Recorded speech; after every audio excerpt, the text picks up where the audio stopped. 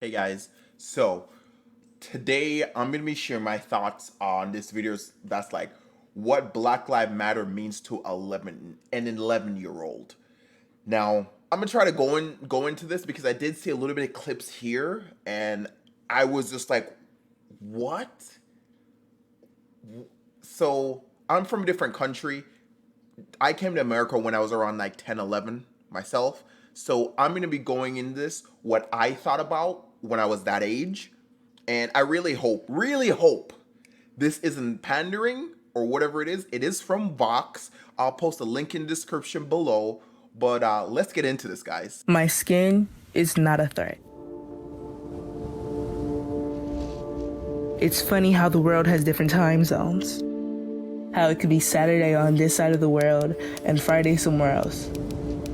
Yet somehow the United States of America is stuck in 1920. You know what's really funny? I bet you this kid actually has no idea anything about 1920. Like, as an 11-year-old, where did you learn this? Where did you learn anything about 1920? And it's a very, because as a kid, I'm not going to try to say anything mean, at least not super mean. It is very disingenuous because just by the fault that technology exists, you're mitigating or making less than of the suffering that people went through during that time. Which, as a kid, I understand that, but if somebody wrote this, they should feel ashamed because of this. Anyways, keep watching. That was 100 years ago. Yet we're still fighting for our lives, for our place here.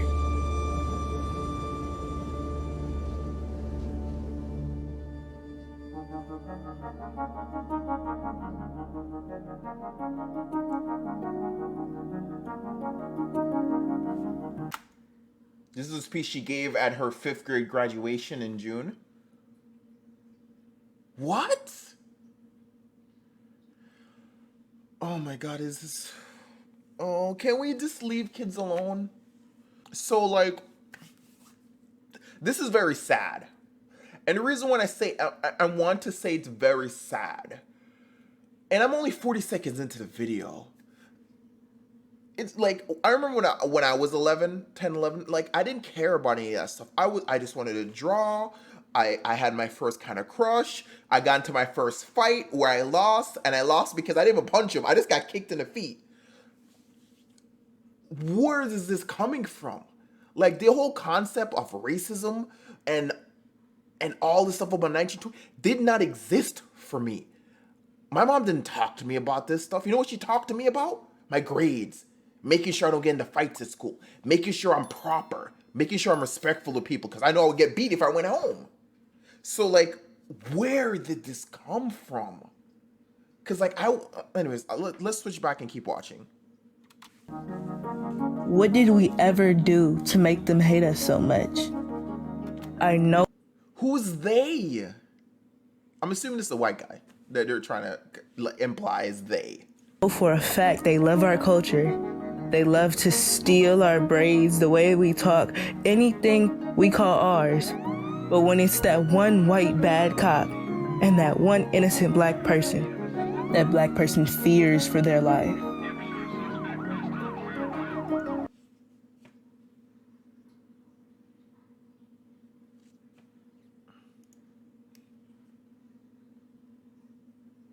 Let me put this up. What is this? What is this? It doesn't matter if it's like that one white bad cop. A bad cop is a bad cop, period. Yes, if you want to see as a white guy, that's fine. But, like, even if we say this is a realistic situation, which it isn't. Because, like, I've trespassed by accident before. I've had police officers come straight up to me and I'm like, yo, hey, what's up, guys? But I'm a very proper person when I meet people, and, like, I'm very, very respectful off the bat. So I'm like, hey, how you doing? And I have friends that are police officers, which is really cool too. So, like, I kind of understand that. But it's like, Oh my God, is this really by 11-year-old? Who's teaching her this stuff? Um, I'll recompose. So this whole scenario, kids running away from the police officer, cops running. Well, first they shouldn't be running in the first place, because if that guy is a bad police officer, you have no way of knowing. And if you're in a situation where you know he's a bad police officer, you would already be trapped at that point. Because you have to think about it this way. If all police officers are coming up to you, and if you're approaching them with some sort of like, you're thinking they're a good guy, you didn't do anything wrong. That's what I do. And I can't say, oh, well, no black people does that. I mean, I know I'm mixed, but like, people listen to me, I'm black. I mean, this easiest thing. So like, when a police officer approached me, I just say hi. I say, hey, how's your day? I just try to start conversation with them, because that's how I am. Like, I don't know what their intent is. Like, they come talk to me, and then we move on with my day. If I see them anywhere, I just talk to them, move on with my day. This situation does not make sense. Because you have to think, the cars come up, and the kids just starts running. Why? Why? Why are you running in the first place? Are you assuming that person in that car is a white guy that somehow hates black people? It could be a black guy in there that hates black people. It could be a Spanish guy in there that hates black people. It could be this scene does not make sense. And I understand the concept of saying, oh, well, they're stealing our culture, they're stealing our braids, they're stealing this. Bro, what is weave? What is that? So it's like, yeah, they're stealing our culture. But it's like, weave is like some billion-dollar industry, and I'm not a big supporter of weave. I'm just gonna let you know right now. I like seeing black women with their natural hair. 200%. If you hate your hair, that's cool. I'm golden with seeing your hair natural. Afroed out. There's a ton of curl textures out there. Like, be natural. So like, rap music, I'm not a big fan of rap music. It's very negative. Let's keep watching this, because I've been just rambling on. This is the world we live in. See, when I was younger, teachers used to ask kids what they wanted to be when they grew up. Some kids. You're still young. You're acting like you're like 50. You're acting like you're old like me. You're 11. You just like properly started remembering things. You just recently exited your most developmental time in your life. What is that, 4 years old? Yeah, I think up to 4 is where kids have the biggest impact on their life. You're just 6 years past that. Like, people have been in relationships before they even turn 40 that's older than you. I have a friendship that is older than you. It said famous. I was one of those kids. But now I changed my answer. The thing I want to be when I grow up is alive. And I'm sorry I'm pausing this so much, by the way, but it's just like, this makes me very, very, very sad. Very, very sad that this is supposed to be a little kid. An 11-year-old kid about to enter middle school. If she honestly wrote this, there's a lot of questions that should be asked, one, about the schooling system, the teachers around her, if this is where she's getting this information from, and the parenting. Because, like, this is something, a lot of people will go around talking about, like, there used to be a big thing about conserving kids' innocence. Because once they lose that innocence, then, yeah, they realize how horrible the world is. Like, kids with, like, Christmas and stuff. Like, I never got the chance to, like, think Santa Claus was real and Tooth Fairy was real. But it's like, kids get that, and it's something that brings them some sort of joy. So, like, if this is honestly purely this kid, somebody took away her innocence. They didn't give her the chance to, or give them the chance to just be a kid. Because these aren't kid concerns. Like, when did these start being kids' concerns? Am I going to start hearing about alcohol abuse now? Like, this kid's worried about drinking alcohol? Or we're gonna worry about, like, financial responsibilities or paying bills? This should not be a kid's responsibility. This should be a parent's responsibility. Everything up about a kid being out in this, like, that kid should not be out in the middle of nowhere by themselves, especially at 11. Let's keep watching, guys. How do I know that I'm gonna make it out alive if I'm suspicious doing nothing? If I'm suspicious when I'm at my own house, sleeping in my own bed? Why am I suspicious? Because I could have sworn from 1 to 3 I was the cutest thing. But when did I stop being cute and start being scary? Am I scary if I have a black hoodie? Am I scary if I wear a backpack? Am I scary if I do nothing? Am I scary? Does my dad scare you? Does my mom scare you?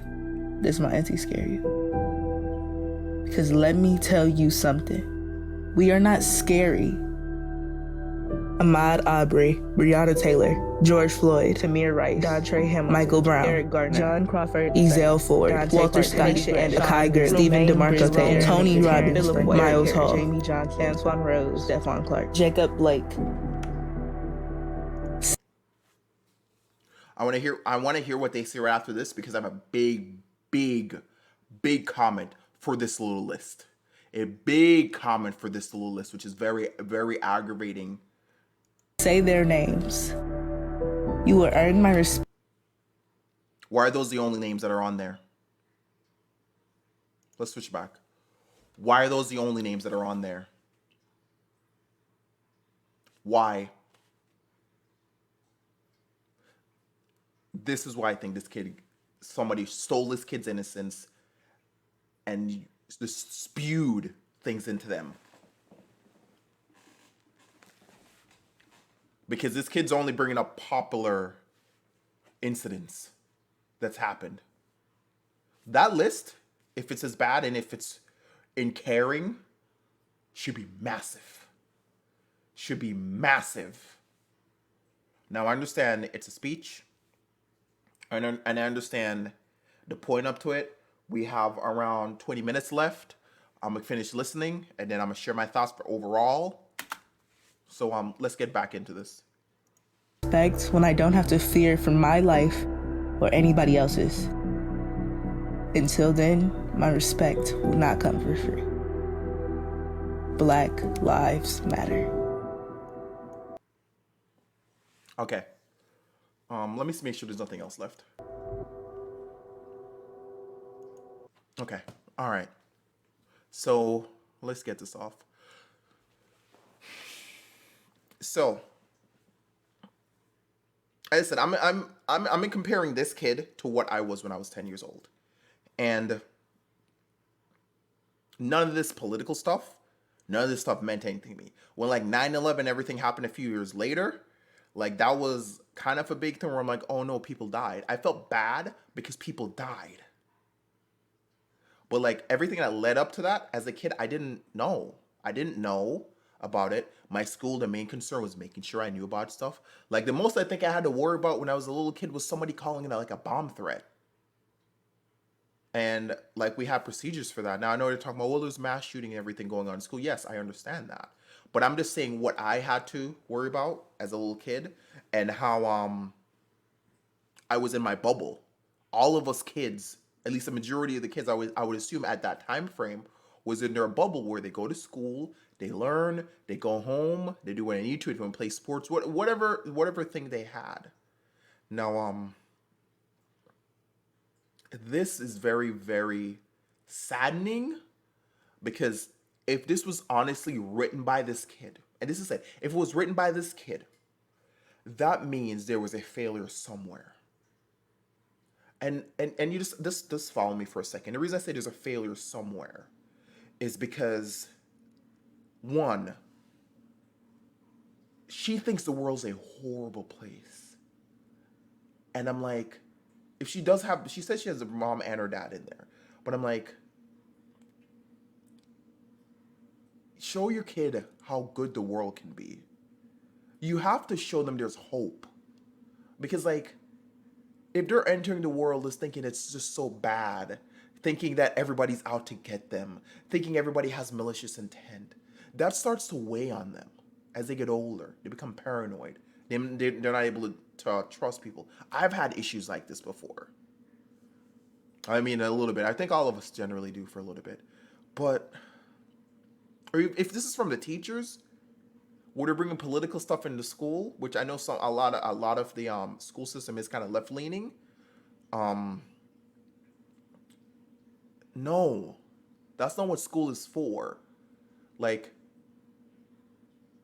it just makes me very sad because like this kid's just 11 years old and have to deal with this stuff. It's the same thing where like I hear about like kids that have to deal with like maybe their parents dying at 11 years old. Like, you shouldn't be dealing with this. You shouldn't be dealing with this at all. And it's pretty saddening. As I said, I hope she didn't write this. I personally hope this is just a kid that's being used as a pawn. That's what I hope. As bad as that sound, I hope it is. This kid's just reading off the teleprompter. She might be getting used, but I hope this isn't her honest feelings. If it is, we gotta have a talk, bro. Because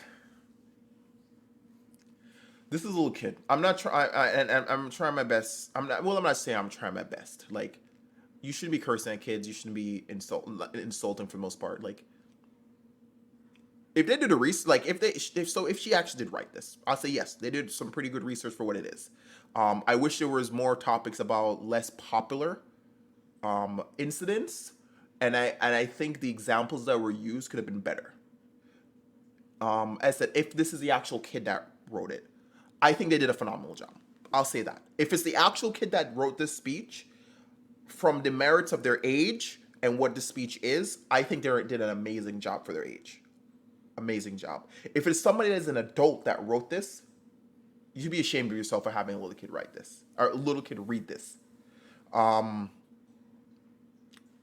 It still goes back to like this. I feel like this kid's innocence was taken away, not by anybody else, but it not even taken away. Let loose or let disappear.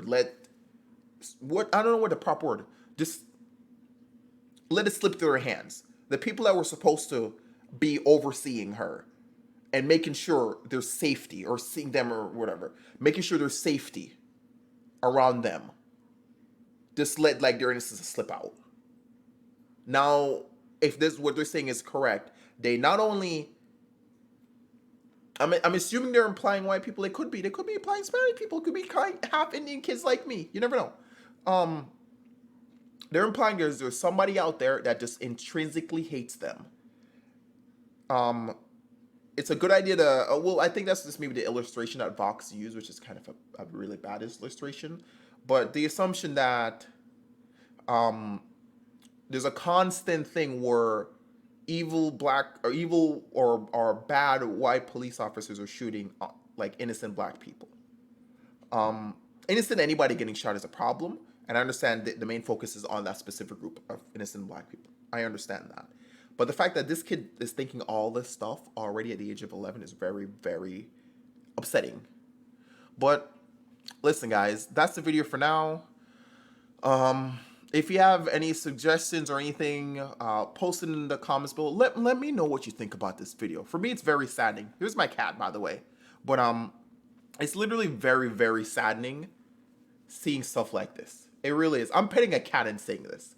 But besides that, post in a comment. Let me know what you guys think, and I'll see you for the next video.